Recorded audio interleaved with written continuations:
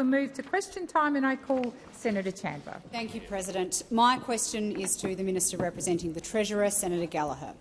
Can the minister confirm that your own budget shows young Australians today face a diabolical combination of higher inflation, higher interest rates, higher taxes, lower real wages, lower living standards and fewer homes thanks to this government's reckless spending? Thank you, Senator Chandler. Minister Gallagher. Well, the answer to that is no, and I would say to those opposite that this budget is about making sure that generations of the future get a fair go. That's what it's about. And we've already noticed you saying no to that. You saying no to that.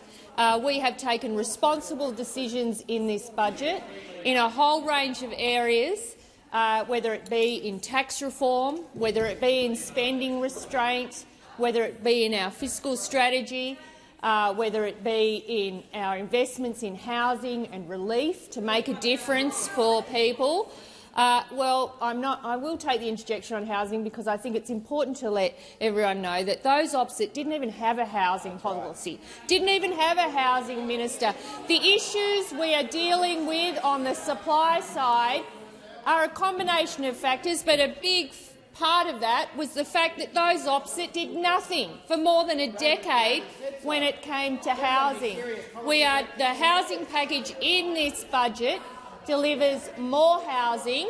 It works in partnership with the states and territories to deliver more housing, and there is more housing delivered in this budget, and it deals for the first time with the significant challenge of the intersection of tax policy or tax arrangements and housing industry and how that's working for young people. Now, we on this side of the chamber want to ensure that younger generations are not locked out and forever destined to life in the rental market if they want to own their own home. That's what we're about, making sure that younger generations have that opportunity, that they're not locked out forever, and this budget delivers on that, and we look forward to your support.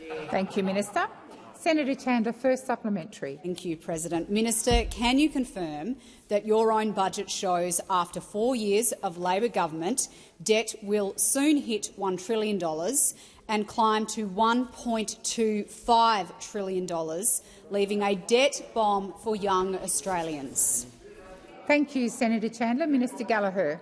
Thank you, President, and I thank Senator Chandler for the question. And I mean, if she's concerned about the projections for debt in this budget, she must have been extremely concerned when they forecast hitting $1.2 trillion under their final budget. When they were last in government, they forecast an increasing debt burden. They doubled the debt before the pandemic hit. They did nothing to pay down the debt. I know they like to pretend that everything is someone else's problem. We've seen that. That's the way they operate. We inherited $1 trillion of debt from those opposite, and what we have done consistently and again in this budget, debt is lower in every year of the forward estimates compared to what we inherited, and a share of the economy, gross and net debt, is and will remain lower than we inherited. Thank you, Minister. The time for answering has expired. Senator Chandler, second supplementary. Thank you, President. Minister, can you confirm that your own budget shows the yearly interest bill on your debt bomb will hit more than $42 billion or more than $80,000 per minute, and that this bill will be passed on to young Australians through higher taxes?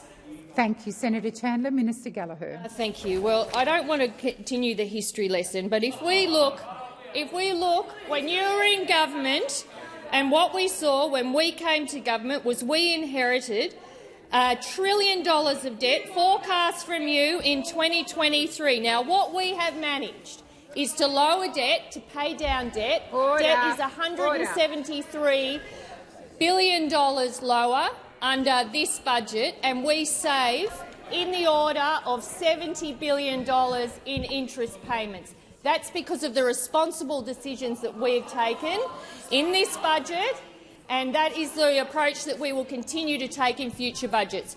paying down debt, lowering it from what we inherited and making sure that the interest payments are lower as well. Thank you, Minister. Senator Polley. President, my question is to the Minister for Finance, Senator Gallagher.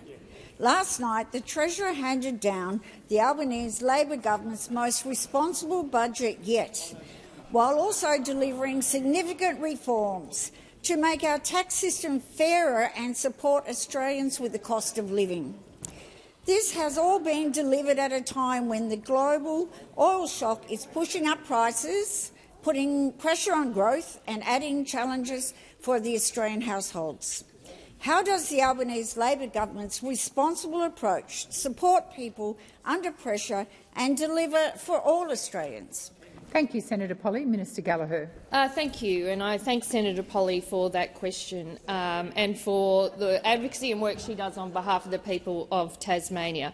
As the Treasurer said last night, this is the most important and ambitious budget in decades. It's a budget that responds to the pressures Australians are feeling right now, while putting in place the reforms needed for a stronger, fairer and more resilient economy.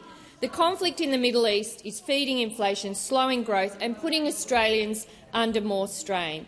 At the core of the budget is an economic strategy with 5 main parts: fuel security and resilience, cost of living relief, productivity, tax reform and responsible budget management. And under each of those 5 key areas, there are important investments in cost of living relief. A new $250 working Australians tax offset will benefit 13.3 million workers from the second half of 2027, paid automatically through tax returns. And this means that across the government's 5 tax cuts, including those that those opposite campaigned against, the average worker will be up to $2,816 better off in 2028.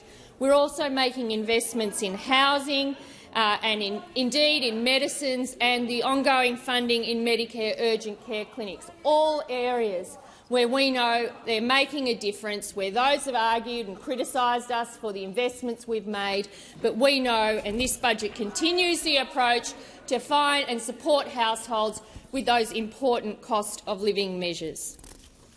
Thank you, Minister. Senator Polley, first supplementary. The Finance Minister, our very fine Senator Gallagher, and the Treasurer have been clear that the Albanese Labor government's 5th budget saves more than it spends while still funding essential services and responding to major pressures across the economy.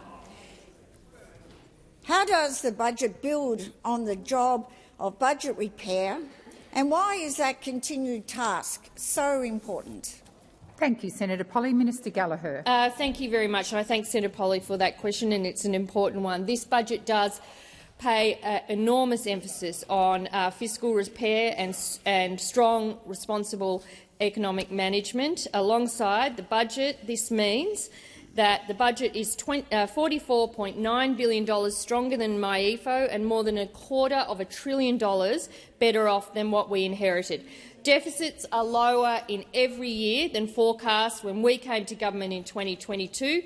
Debt in 2026-27 is $173 billion better than inherited, avoiding more than $70 billion in interest costs over the decade.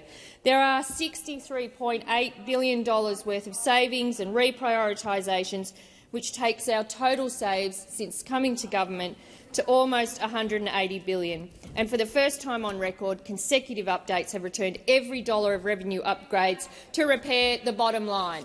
Thank you, Minister. Senator Polley, second supplementary. President, this budget responds to immediate pressures while pursuing the reforms Australia needs. How does the Albanese Labor government's responsible approach support people under pressure and deliver for all Australians? Thank you, Senator Polley. Minister Gallagher. Thank you, President. I thank Senator Polley for that supplementary. This budget is about aspiration and fairness, helping with cost of living, boosting resilience in uncertain times and showing savings and reform can all work together. Against global uncertainty, the budget invests in Australia's resilience and economic sovereignty, delivers more cost of living help and new tax cuts for workers, backs small business aspiration and innovation, levels the playing field for first home buyers and helps put home ownership back within the reach of younger Australians. It includes $64 billion in savings and reprioritisations, taking total savings since coming to government to $178 billion, and it sets out more responsible budget repair and more economic reform than any other budget this century. Thank you. Before I go to the next question, I draw to the attention of honourable senators the presence in the chamber of a parliamentary delegation from the National Assembly of Kenya. On behalf of all senators, I wish you a warm welcome to Australia and in particular to the Senate. Senator Hume. Thank you, Madam President. My question is to the Minister representing the Prime Minister, Senator Wong, and I refer to an example in the government's own budget documents.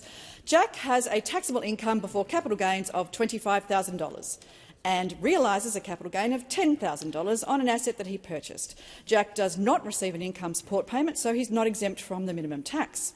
The tax on Jack's capital gain of $10,000 is $1,400, or a tax rate of 14%.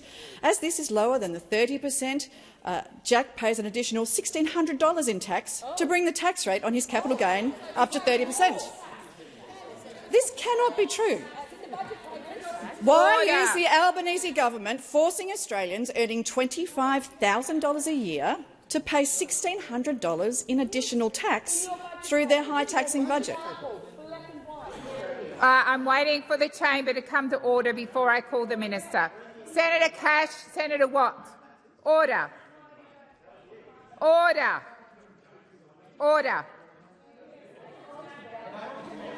Order across the chamber. Order. Minister Wong. Thank you, President. And I thank Senator Hume for the opportunity to talk about the budget and to talk about the changes to tax, and to say to her that I realise her legacy for the Liberal Party was more higher deficit and higher taxes, but that is not the approach we are taking. What we are doing is changing the tax system to give young Australians a chance. We are changing the tax system to give young Australians a chance. And I've heard the discussion on the other side about aspiration, and I ask them, what is more aspirational than the Australian dream of owning your own home? What is more aspirational than that? And why are you standing in the way of that? And the Treasurer has outlined in great detail, and I'd invite Senator Hume to read the budget papers, because they tell a story. They tell the story of how the generational impact of the tax system that we have has on the capacity of young people to get a fair chance to have the sort of opportunities that we have. That is what these papers show. And we believe on this side that it is part of our obligation as those who form the government in the country to make sure that the next generation of Australians has the same opportunities for home ownership and to get ahead that many of the people in this chamber have. That is the fundamental promise of this budget, and fundamentally it is the promise that you cannot countenance. You cannot countenance. Because for you, the status quo, which continues to ensure that younger Australians do not have the same advantages, you accept that. Thank you, we Minister. on this side the time do not. for answering has expired. Before I call you, Senator Hume, I expect questions. When ministers rise to answer questions, I expect them to be heard in silence. I must have had to yell order at the very top of my voice at least 5 times, and you all ignored me. The running commentary is disrespectful, and you will listen in silence. Senator Hume. The Prime Minister admitted today that he has used negative gearing in the past. He admitted that he still does. That's a great rags to riches story for a boy from social housing. Why is the Prime Minister happy to deny the next generation the opportunities that he used to build wealth and get ahead? Before I call the minister, order. Minister Gallagher. Order. Order. Senator Cash. The question has been asked. I'm going to invite Senator Wong to answer it. Minister Wong. I'd make a few points. The first is people can still use negative gearing when they invest in a new build. That is the position the government has articulated in the budget, and we have acknowledged this is a change. This is a change, and why have we made this change? Why have we made this change? And really, the budget papers go through this very clearly. What they show is that the combination of capital gains tax and negative gearing has the effect of privileging the position of investors in the housing market. And what we want to try and ensure is that the composition of the housing includes more owner-occupiers, because we want more young people to enter the housing market, have the same opportunities as you had. That is what this is about. And, of course, what we are also combining it with is tax reform that delivers more for working Australians. Again, something that those opposite kind of countenance. Thank you, Minister. I'm waiting for silence again. Senator Hume, second supplementary. According to his own budget documents, the Prime Minister is forcing low-income Australians to pay thousands in extra tax and closing the door on opportunities that he used to young Australians. Isn't it clear that this budget is nothing but a shameless tax grab which denies opportunity for young Australians to get ahead? Thank you. I wait for silence. Senator Hume, you've asked your question. Minister Wong. What? Senator Cash, you shouldn't be talking to anyone. Minister Wong. What I would say to those opposite about tax is that not only does this budget contain a new tax cut for every working Australian, but the combination of the tax cuts that this government has or will or is delivering is around $2,800 to someone on the average income. And that stands in stark contrast to Senator Hume, who went to the last election promising Australians higher taxes. Promising Australians higher taxes. And, Senator, you may shout and wiggle your finger at me and look down your nose at me, but nothing will get you to run. You will never be able to run away from the fact that you are higher taxes Hume. Higher taxes Senator Hume. That is what you are, and you will always be. Order. Order. Order. Order.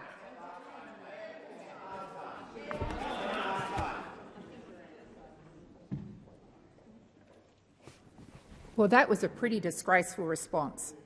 So disgraceful that it was impossible for me to get order because all of you were interjecting.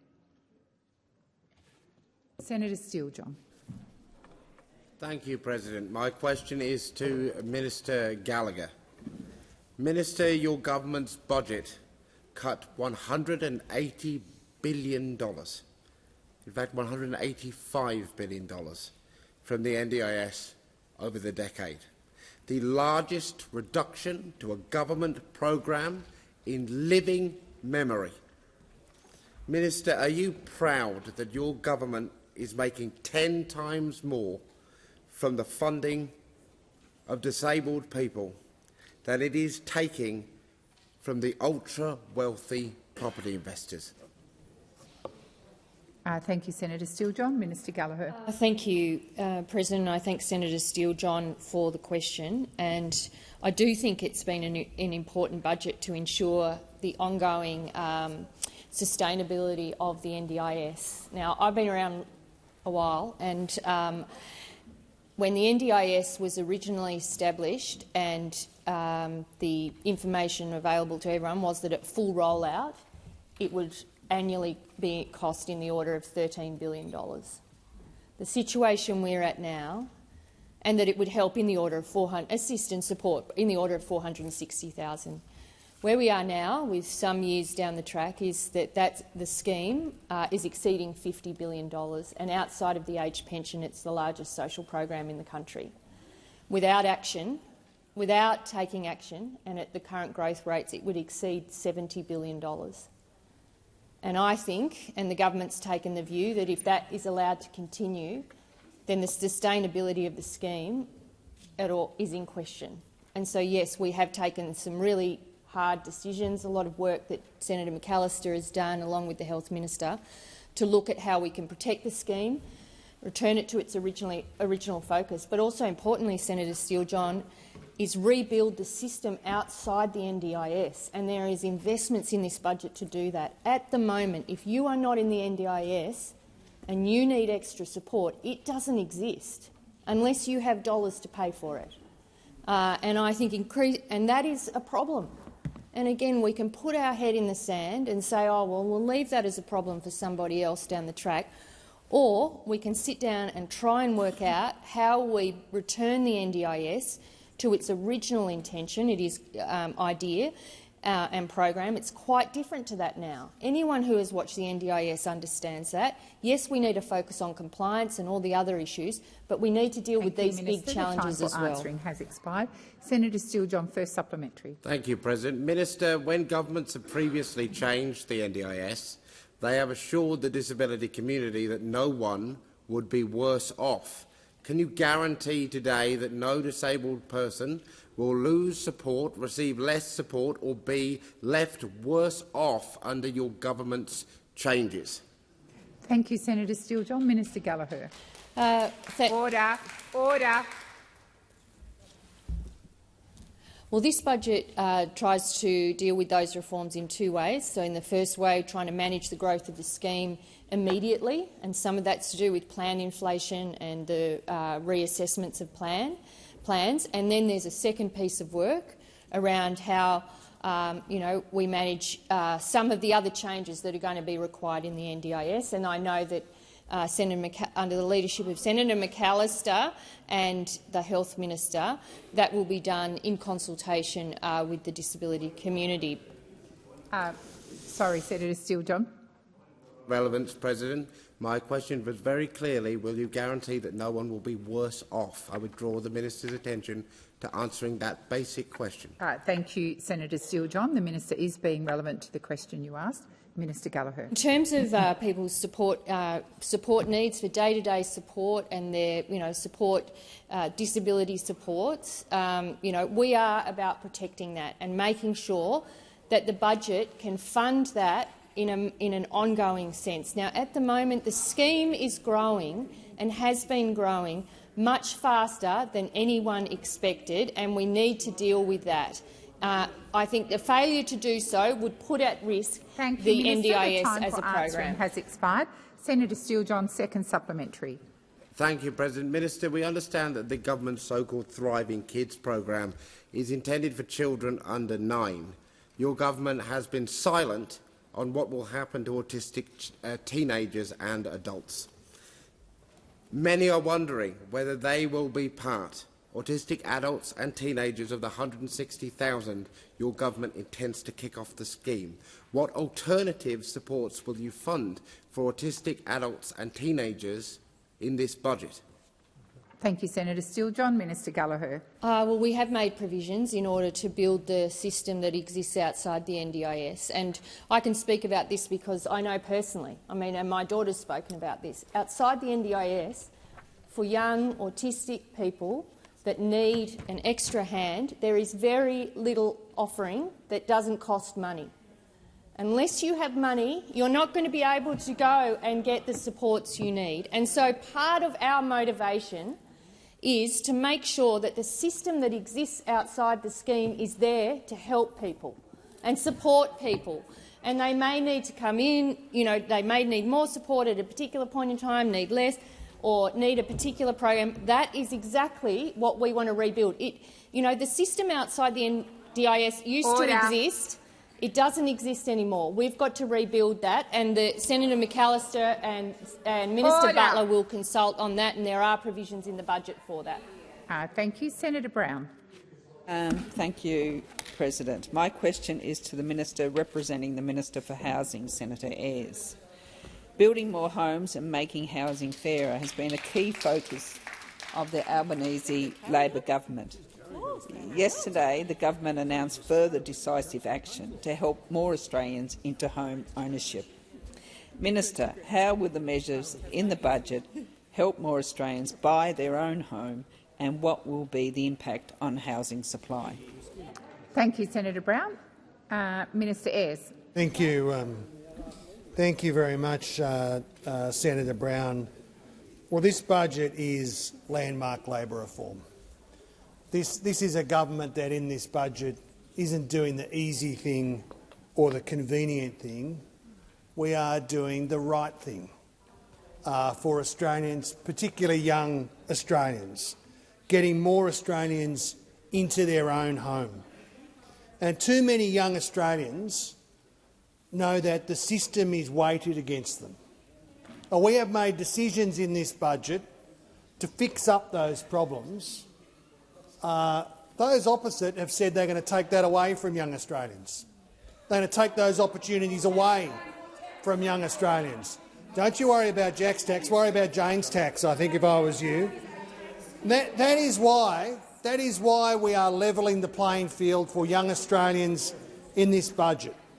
The changes to capital gains tax and negative gearing remove that unfair disadvantage. That's what they do.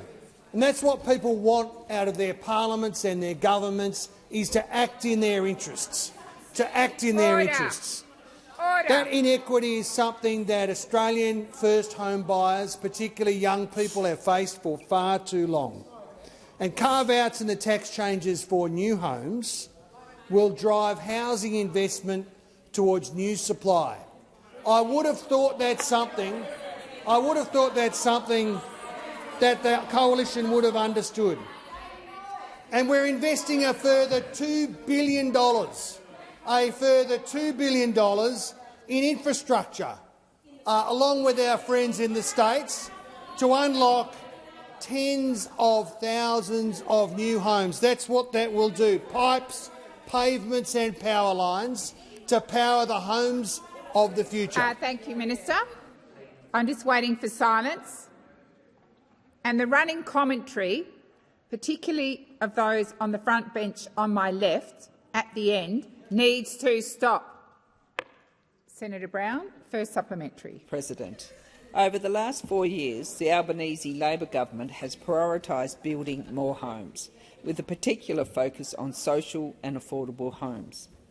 Minister, what progress has the government made in delivering more homes? How does greater housing supply benefit both home buyers and renters? Just a moment, Minister Ayres. Senator Bragg, you were one of the people I was referring to, and I expect you to listen in silence. And if you can't, I invite you to leave the chamber. Minister Ayres. I'd prefer he stayed for all of this, President, if he could. He might pick up on a few things, because more than anybody else, Senator Bragg has hampered and undermined the government's efforts to build new homes. But despite his efforts, leading the Liberals on this issue into a cul-de-sac. Senator Bragg, you might think it's humorous. I have just called you to order. I've invited you to leave the chamber. You are not in a debate with me. You are not in a debate with the minister. This is question time. Senator Bragg, I will name you if you keep disrespecting my direction. And my direction is that you sit there in silence or you leave the chamber. That's the choice you have. Minister Ayres. I shouldn't have wound him up, President. The truth is, more than 660,000 homes have been built since we came to office. Housing starts are up 26% since last year. Well, I'll give you the tip. In order to complete a house, you've got to start the house. That's the way. That's the order of the process. That's the way that it works. Completions are up. Completions are up too. We're delivering 55,000 affordable new homes under those programs. More than 6,000 of those already built. Thank you, Minister. The time for answering has expired. Senator Brown, second supplementary. Thank you, President. The Albanese Labor government is committed to making housing fairer, particularly for renters and people struggling to buy their first home. What are some alternative views in the community about housing policy? Thank you, Senator Brown. Minister Ayres. Well, we know all about Senator Bragg and his colleagues' views. They're not a surprise. Disappointing, but not a surprise. What surprised me is how much the One Nation Party once again just sound like the poor old Liberals. You know, once more, sound like the Liberals again. It's that kind of thinking, Senator Cash, that's got you into the strife that you're in now. It's that kind of thinking that's got you into that trouble. Now, who needs the Liberals? Who needs the Liberals when you have One Nation? Australian voters, certainly in Farrer, have reached the conclusion they don't need the Liberal Party. I mean, at least Senator Canavan was down there campaigning in Farrer. I saw him. He was in his flannel shirt. I'll give you the tip, Senator Canavan. You don't iron the flannel shirt. Minister Ayres, resume your seat. Order, Senator Canavan. Order. Please continue, Minister Ayres. It's Senator Flanavan, right? Senator Flanavan. You don't iron the flannel shirts before you pose for the picture in the caravan park. Senator Thorpe. Thank you. My question is to the Minister for Indigenous Australians. In the Northern Territory, data shows only 17.5% of First Nations children being removed are placed with Aboriginal family under the Aboriginal Child Placement Principle. Despite this, the Northern Territory government today introduced legislation to further weaken that principle. The National and Northern Territory Indigenous Children's Commissioners have said these laws should be paused until an inquiry into the system is complete. Do you agree with the Commissioners that this legislation should be stopped? Thank you, Senator Thorpe. Mr McCarthy. Thank you, President, and I thank Senator Thorpe for the question. There's two elements to this that I think is really important for the Senate to be aware of, President.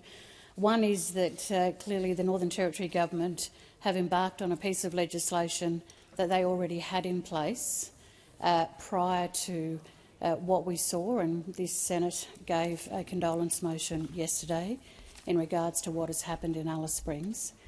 And with the decision by the NT Children's Commissioner and the Australian First Nations Commissioner for Children, those decisions came about, Senator Thorpe, as a result of the concerns that were coming through what was happening in Central Australia.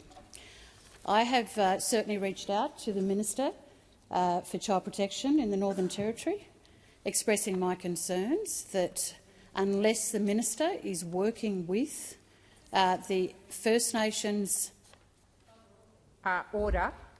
No, actually, Senator Price, that is absolutely not true.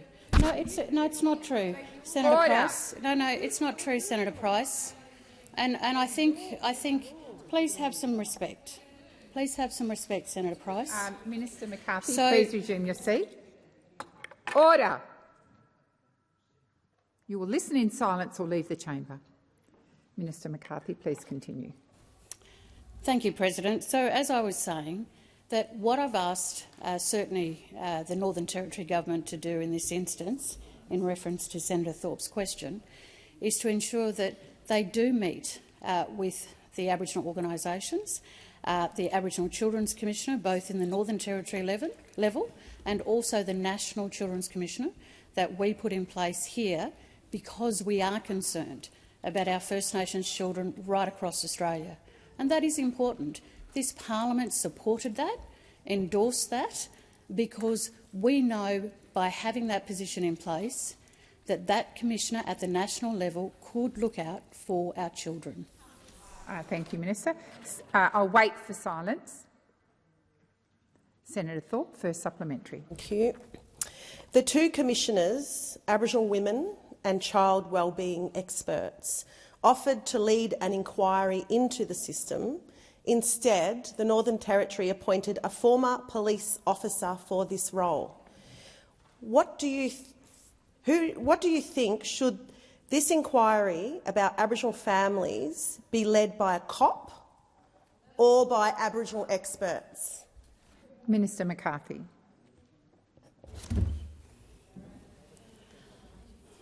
I think what's important here, President, is that there is a coronial investigation underway, there is a police investigation underway, and we want to make sure that the words we use do not jeopardise certainly that legal investigation that's underway. Now, in terms of the roles of the NT Children's McCarthy, Commissioner, please resume your seat. Senator Thorpe. Just on point of order on relevance, this isn't about the coronial inquest or anything else. This is about the child placement principles. Thank you. And the minister's being relevant to your question, Senator Thorpe, and I'll continue to listen carefully. Minister McCarthy. Thank you, President. Senator Thorpe, what's important here is that the NT Children's Commissioner and the National Children's Commissioner are heard in terms of what they are requesting to the Northern Territory Government. Thank you, Minister. Senator Thorpe, second supplementary. Thank you. The Commonwealth has power under the Constitution to override Northern Territory legislation, which has been done in the past with euthanasia.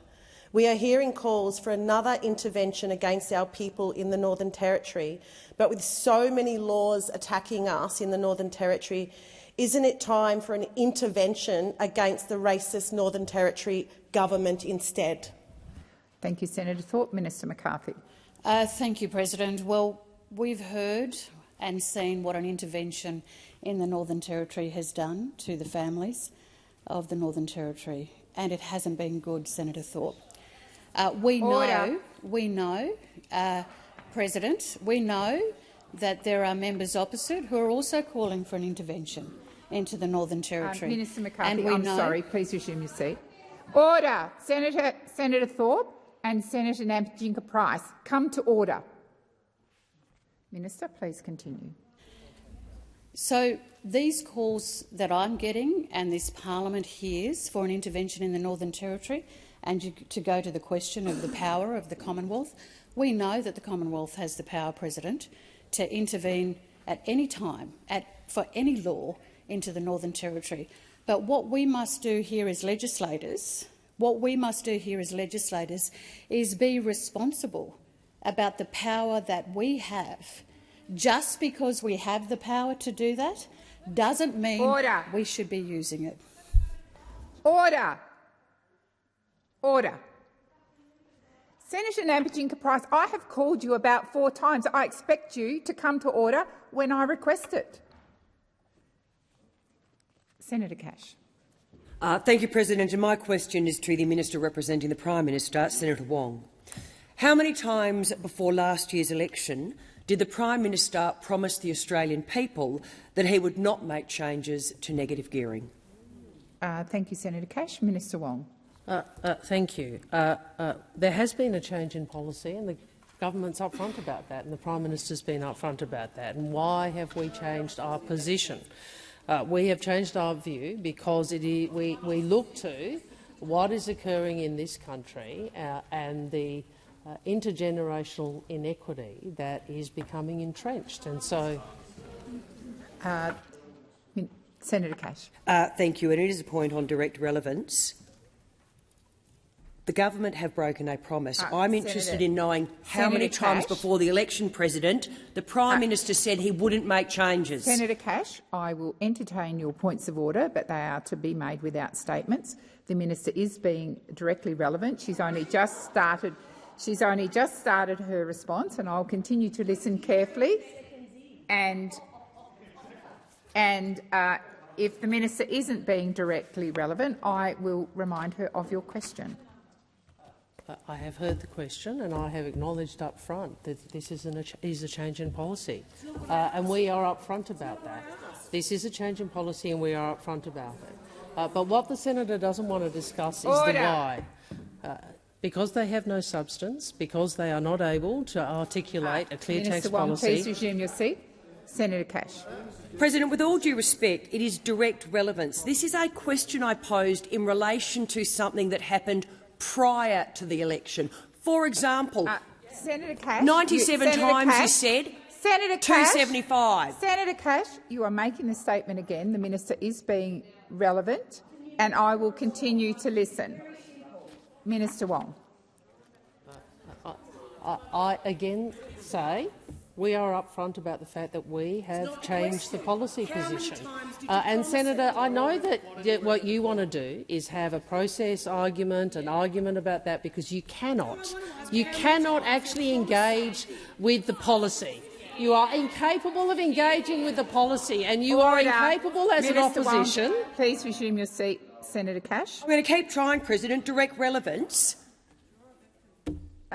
The Leader of the government is refusing to engage in the question. Thank you, Senator How many Cash. times? Thank you, Senator Cash. The minister is being relevant to your question, and I will continue to listen carefully. And I'd ask for silence so that I can hear the minister. Minister Wong. Thank you, President. Well, Senator Cash, you're entitled to ask me a question. You're not entitled to determine how I answer. Could you at least and I have been very clear. I have been very clear. I have been very clear that we have changed our policy position, and we are upfront about that. How many times? And the reason we have done it is because of what the budget papers tell us and what young people tell us, which is that Australian aspiration, that Australian dream of home ownership is slipping away from generations of Australians, and we do not wish to stand for it. That is fundamentally the issue. And you will hear from this opposition, with all the drama that Senator Cash can muster, a lot of discussion about that. What you will not hear is what they are going to do to ensure young Australians can own their own home. Thank you, Minister. Senator Cash, first supplementary. How many times did the Prime Minister, prior to the last election, promise the Australian people that he would not make any changes to capital gains tax? Thank you, Senator Cash. Minister Wong. I give the same answer. Of course you do. We did go to the last election with a policy position that we have changed, and we are upfront about that. And we are accountable to the Australian people for that. And what we say to the Australian people, as we have done this, because what we can see, despite all the work that we are doing on housing supply, is that absent changes that the Treasurer announced last night, that young Australians will continue to be locked out of the housing market. They will not be able to build the sort of security that their parents and their grandparents did, and we want them to be able to. We want them to be able to, and that is the difference between this side of parliament and that side. The status quo is not working for young Australians. And you only need to look at the budget paper to look at the extent to which intergenerational inequity is worsening. Well, that is not the thing that we want for this country, and that is why we have put this budget forward. Thank you, Minister. Senator Cash, second supplementary. How many times did the Prime Minister, prior to the last election, tell the Australian people that he would not increase taxes on family trusts? Thank you, Senator Cash. Minister Wong.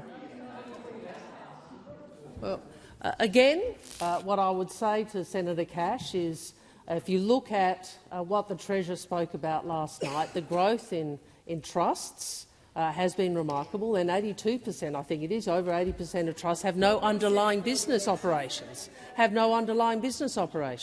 Now, we have been clear about excluding various categories of trusts, including farming trusts and testamentary trusts.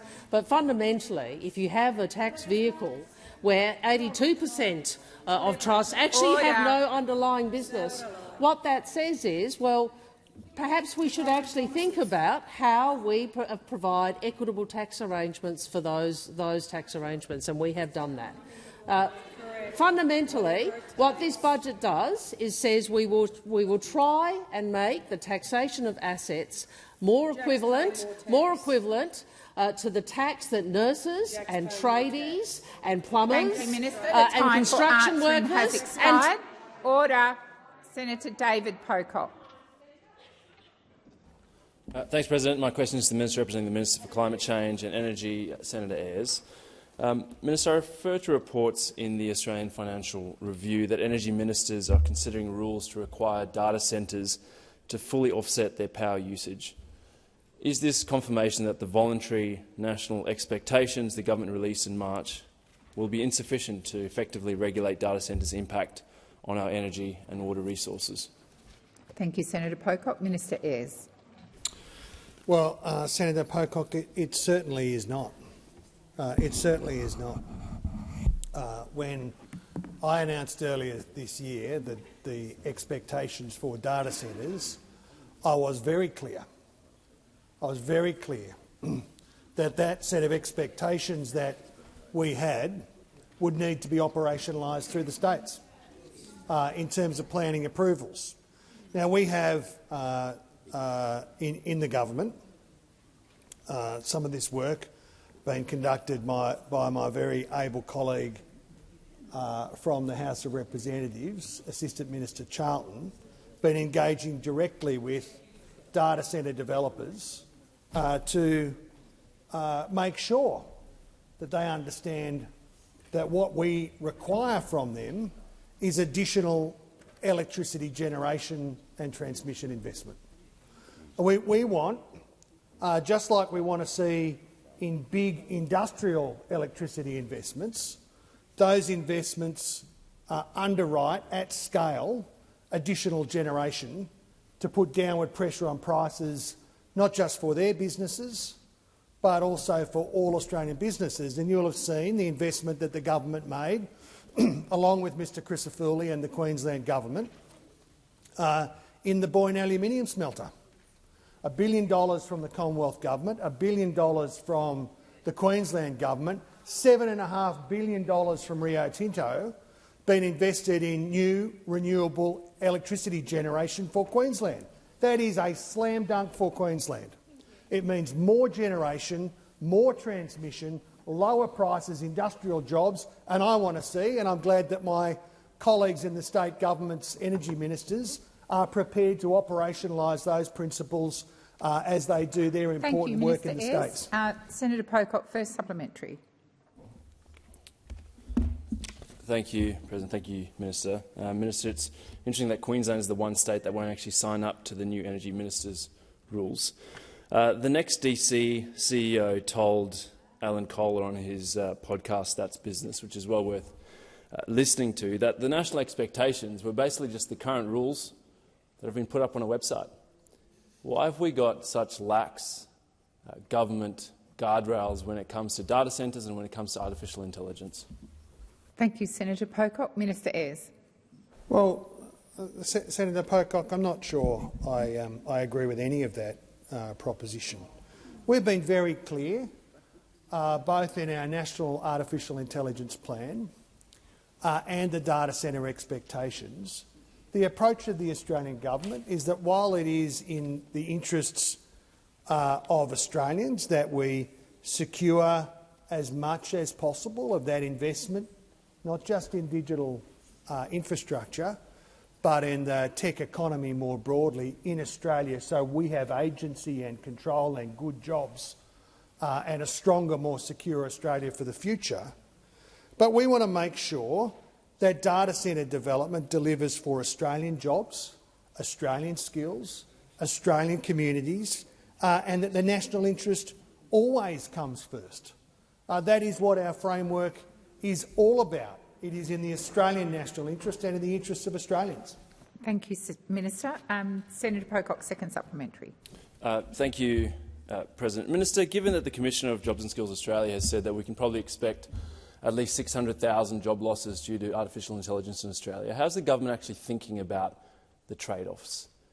How do you think about this huge benefit from data centres with the building effort that's taken away from constructing homes that your government desperately says that you need? How are you weighing up these trade-offs and not actually having clear guardrails and more than just expectations, which are the current rules on a website? Thank you, Senator Pocock. Minister Ayres. Well, Senator Pocock, President, through you, President, the data centre expectations are being operationalised. They are reflected in the agreements that the Australian government has reached with a number of these organisations. The data centres and digital infrastructure operators are not the only interests, not the only technology that we want to see here in Australia. I want to see the tech sector right through the stack being built here in Australia by Australians in the Australian national interest. That is why we are operationalising that in a cooperative way with the states. Why we want to see where the rubber hits the road in terms of planning approvals, states ensuring that there is additional electricity generation, so it puts downward pressure on electricity prices. Senator Sterle. Thank you, President. My question is to the only competent minister representing a Prime Minister since 2013, Senator Wong. Last night, the Treasurer announced Australia's fuel security and resilience package in the federal budget, which will help to immediately secure more fuel, strengthen Australia's supply chains and build long-term resilience. Can the minister explain why acting now to strengthen Australia's fuel resilience is so important? Thank you, Senator Sterle. Minister Wong. Thank you, President, and thanks to Senator Sterle for the question. And Senator Sterle, probably more than almost anyone on this side of the chamber, except perhaps Senator Sheldon, understands the importance of fuel to keeping Australia's economy going. And I thank him for his work, and I thank him for his interest in this area, because he's right. Last night we saw the Treasurer build on the Prime Minister's earlier announcement of a $14.8 billion fuel security and price relief package, $7.5 billion to shore up Australia's near-term fuel and fertiliser security through the Fuel and Fertiliser Facility, over $3 billion invested to help build our long-term aviation and fuel supply resilience through our own Australian Fuel Security Reserve, a permanent government-owned fuel reserve of around 1 billion litres. And, of course, the government will also lift the minimum stockholding obligation to increase Australia's reserves of diesel and jet fuel to 50 days. And this government, this Labor government, is implementing a landmark Labor reform, domestic gas reservation, a reform that is all about delivering cheaper gas for Australians and shielding our economy from global shocks. The reservation is an investment in Australia's sovereignty, and it is an investment in Australia's economic resilience. These are all elements of Labor's comprehensive plan to provide certainty today, to shore up supply tomorrow, and, most importantly, to secure Australia's fuel security for the future. We all know that ongoing conflict in the Middle East has generated uncertainty in the community, in industry, in agriculture, and we know there is no part of the world that will be wholly unaffected by disruption. But the measures put in place by the Albanese government will help provide certainty in an uncertain world and will protect Australians from the worst effects of global events. The time for answering has expired. Senator Sterle, first supplementary. Yes, thank you, President. The minister has outlined how events in the Middle East are having a particular impact on our region's fuel supply. Could the minister provide more detail about how the Albanese Labor government is working with our partners in the region to ensure regional fuel and energy security? Thank you, Senator Sterle. Minister Wong. Thank you, Senator Sterle. In our conversations with our partners in the region, our message has been that we can count on each other. The Prime Minister has made clear the quality and reliability of Australian agriculture, of Australian resources, including Australian gas, has been critically important to the assurances the government has been able to receive for future supplies of petrol, diesel and fertiliser to Australia. As a result of our work, we have new agreements signed with Singapore, Brunei, Korea, Japan and Malaysia to help ensure the continued flow of essential fuels and fertiliser to Australia. The Chinese government has agreed to facilitate engagement with Australian businesses on jet fuel. We know we assure our energy security by working with trusted partners and friends, and we will continue to strengthen our international relationships so as to respond to this unprecedented shock to the global economy. Thank you, Minister. Senator Sterle, second supplementary. Thank you, President, and I thank the minister for outlining the ways that the government has been working with countries of the region to ensure Australia's fuel security. How does the Albanese Labor government's approach to ensuring regional fuel stability and security during the current crisis in the Middle East compare with any other alternatives? Thank you, Senator Sterle. Minister Wong. Well, thank you, Senator. And in the face of the worst fuel crisis the world has seen, the Albanese government has acted responsibly, consistently to secure supply, to implement relief for Australian consumers, to support our industry and to show national leadership. What have we seen from those opposite? Well, we do know that the Leader of the Opposition, when he was in government, made the call to store Australia's fuel reserves in Texas. Fantastic. We also know that whilst those opposite were in power, 4 out of 6 of Australia's refineries decided to shut down. And we do know also that the Shadow Treasurer and apparent leadership hopeful, Mr Wilson, can't decide if his plan costs $80 billion or $800 million.